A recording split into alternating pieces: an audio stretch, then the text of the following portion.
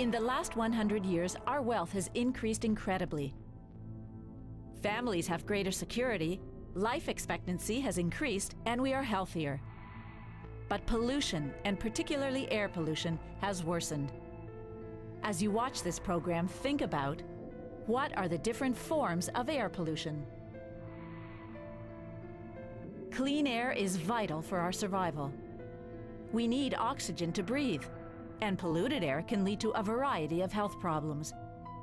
There are several types of air pollution, and each has serious implications for our health and the well-being of the environment. The burning of fossil fuel for energy, such as gasoline in cars and trucks and coal in electric power plants, releases a number of chemicals into the atmosphere that are harmful. Industry is another source of air pollution. Factories can release a variety of chemicals into the air, like sulfur dioxide, carbon dioxide, and various chemical vapors. The release of these chemicals into the atmosphere leads to smog, a mixture of airborne gases and particles. Smog is a problem particularly in cities because of the number of cars and factories. The impact of air pollution can depend on a number of factors such as geography, weather, and temperature. Mountains surrounding a city can sometimes keep the pollution from dissipating into the atmosphere. Winds can cause special problems in certain areas if they blow the polluted air into heavily populated areas. Some cities are prone to temperature inversions. This occurs when the air close to the ground is cooler than the air above it. When that happens, the pollution at ground level can't rise and be dispersed. The health effects of air pollution are serious. Some people are more sensitive to pollution than others. People with allergies and lung problems are particularly affected. It can lead to lung cancer, birth defects, heart disease, and many other ailments. Every year, thousands of people die directly or indirectly from air pollution. Increased air pollution due to greater number of cars results not only in more smog in cities, but it is also a leading cause of global warming.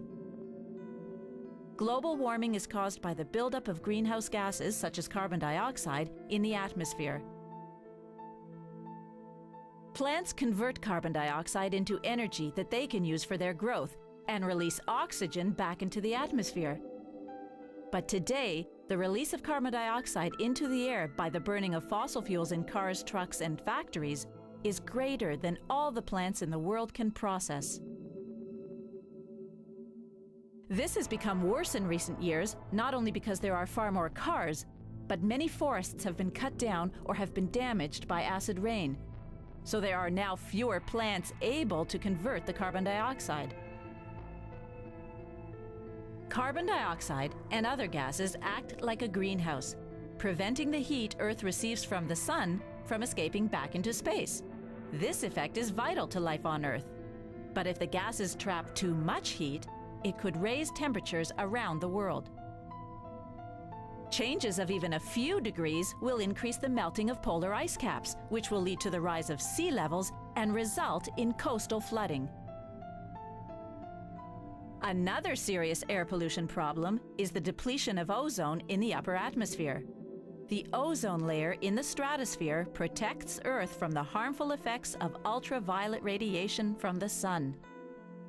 The release of chlorofluorocarbons, or CFCs, from aerosol cans or cooling chemicals in refrigerators causes holes to open in the ozone layer, allowing ultraviolet radiation to reach the ground. This radiation can cause skin cancer and damage plants and animals. Air pollution is one of the most difficult problems that we face. But if we work together, we can stop pollution and breathe easier in the future.